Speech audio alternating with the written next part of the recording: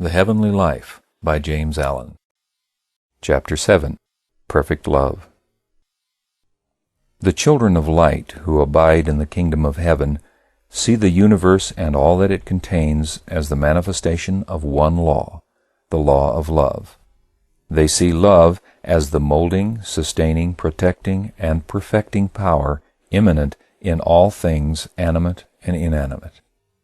To them, love is not merely and only a rule of life, it is the law of life. It is life itself. Knowing this, they order their whole life in accordance with love, not regarding their own personality. By thus practicing obedience to the highest, to the divine love, they become conscious partakers of the power of love, and so arrive at perfect freedom as masters of destiny. The universe is preserved because love is at the heart of it. Love is the only preservative power. Whilst there is hatred in the heart of man, he imagines law to be cruel, but when his heart is mellowed by compassion and love, he perceives that the law is infinite kindness. So kind is the law that it protects man against his own ignorance. Man, in his puny efforts to subvert the law by attaching undue importance to his own little personality, brings upon himself such trains of suffering that he is at last compelled, in the depths of his afflictions, to seek for wisdom. And finding wisdom, he finds love, and knows it as the law of his being, the law of the universe. Love does not punish. Man punishes himself by his own hatred. By striving to preserve evil which has no life by which to preserve itself, and by trying to subvert love which can neither be overcome nor destroyed, being of the substance of life. When a man burns himself, does he accuse the fire? Therefore, when a man suffers, let him look for some ignorance or disobedience within himself. Love is perfect harmony, pure bliss, and contains therefore no element of suffering. Let a man think no thought and do no act which is not in accordance with pure love, and suffering shall no more trouble him. If a man would know love and partake of its undying bliss, he must practice it in his heart. He must become love. He who always acts from the spirit of love is never deserted, is never left in a dilemma or difficulty. For love, impersonal love, is both knowledge and power. He who has learned how to love has learned how to master every difficulty, how to transmute every failure into success, how to clothe every event and condition in garments of blessedness and beauty. The way to love is by self-mastery, and, traveling that way, a man builds himself up in knowledge as he proceeds. Arriving at love, he enters into full possession of body and mind by right of the divine power. Perfect love casteth out fear. To know love is to know that there is no harmful power in the whole universe. Even sin itself, which the worldly and unbelieving imagine is so unconquerable, is known as a very weak and perishable thing that shrinks away and disappears before the compelling power of good. Perfect love is perfect harmlessness, and he who has destroyed in himself all thoughts of harm and all desire to harm receives the universal protection and knows himself to be invincible. Perfect love is perfect patience. Anger and irritability cannot dwell with it nor come near it.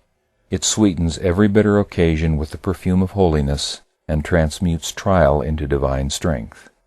Complaint is foreign to it. He who loves bewails nothing, but accepts all things and conditions as heavenly guests.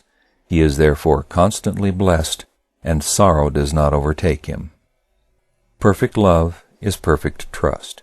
He who has destroyed the desire to grasp can never be troubled with the fear of loss. Loss and gain are alike foreign to him.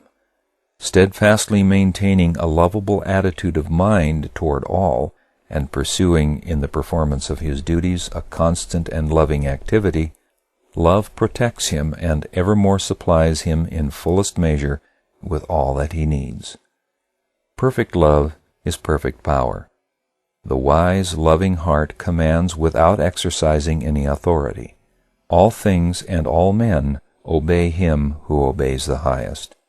He thinks, and lo, he has already accomplished. He speaks, and behold, a world hangs upon his simple utterances. He has harmonized his thoughts with the imperishable and unconquerable forces, and for him weakness and uncertainty are no more. His every thought is a purpose, his every act an accomplishment.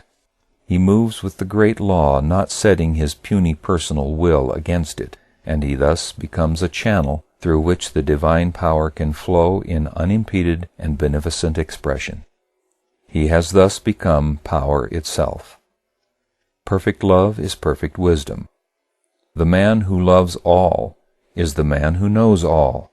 Having thoroughly learned the lessons of his own heart, he knows the tasks and trials of other hearts, and adapts himself to them gently and without ostentation. Love illuminates the intellect. Without it, the intellect is blind and cold and lifeless. Love succeeds where intellect fails, sees where intellect is blind, knows where intellect is ignorant. Reason is only completed in love, and is ultimately absorbed in it. Love is the supreme reality in the universe, and as such it contains all truth. Infinite tenderness enfolds and cherishes the universe. Therefore is the wise man gentle and childlike and tender-hearted. He sees that the one thing which all creatures need is love, and he gives it unstintingly.